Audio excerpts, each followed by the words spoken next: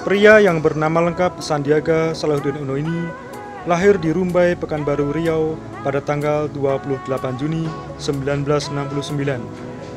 Setelah menamatkan pendidikan di Indonesia, beliau melanjutkan kuliah di Wichita State University di Kansas, Amerika. Beliau lalu melanjutkan kuliah di George Washington University. Beliau pernah bekerja di sebuah perusahaan, namun kemudian perusahaan itu bangkrut. Kemudian bersama rekannya, beliau mendirikan perusahaan di bidang keuangan, yaitu PT Saratoga Advisor. Beliau pernah juga dinobatkan oleh Globe Asia sebagai orang terkaya ke-63 di Indonesia, dengan jumlah kekayaan mencapai 245 juta dolar Amerika Serikat. Beliau juga pernah mendapatkan penghargaan Entrepreneur of the Year dari Enterprise Asia pada tahun 2008. Sandiaga Uno yang resmi dilantik menjadi Menteri Pariwisata dan Ekonomi Kreatif oleh Bapak Presiden Jokowi. Pada saat pelantikannya berkata bahwa semua akhirnya harus bersatu padu, memberi kontribusi terbaik, beri sumbangsih pada bangsa dan negara, singkirkan kepentingan pribadi, politik, atau golongan. Semua kita lakukan demi kepentingan bangsa dan negara. Dan jika negara memanggil, pada saat inilah menurut beliau tanggung jawab ada di pundak masing-masing dari kita. Pada kesempatan berikutnya, Sandiaga Uno juga sempat mengikuti kampanye yang penting Indonesia yang digagas oleh para relawan muda. Beliau tampil bersama Bapak Erick Thohir yang sebelumnya merupakan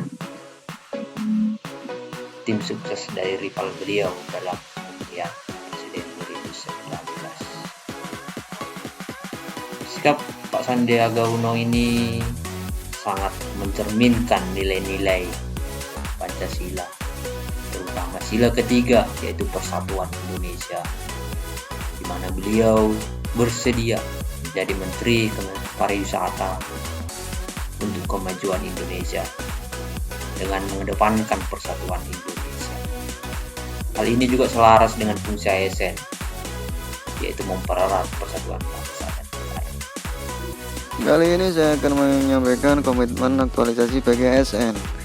Yang pertama, jiwa nasionalisme yang perlu dimiliki oleh ASN dari tokoh Sandiaga Uno, yaitu percaya pada Tuhan Yang Maha Esa, menghargai perbedaan tengah masyarakat yang terdiri dari beragam suku, agama, ras, dan adat istiadat, mencintai tanah air dan mengutamakan kesatuan dan persatuan, mengutamakan kepentingan negara demi mewujudkan pembangunan nasional Indonesia, berjiwa patriotisme, mengutamakan kepentingan negara dan masyarakat, mendukung kemajuan dan bangunan Indonesia, tidak melakukan perbuatan yang merugikan kepentingan umum. Kemudian peran dan fungsi ASN. ASN berperan sebagai perencana, pelaksana, dan pengawas penyelenggaraan tugas umum pemerintahan dan pembangunan nasional melalui pelaksanaan kebijakan dan pelayanan publik yang profesional, bebas dari intervensi politik, serta bersih dari praktek korupsi, kolusi, dan nepotisme. ASN berfungsi sebagai pelaksana kebijakan publik, pelayan publik, perekat, dan pemersatu bangsa.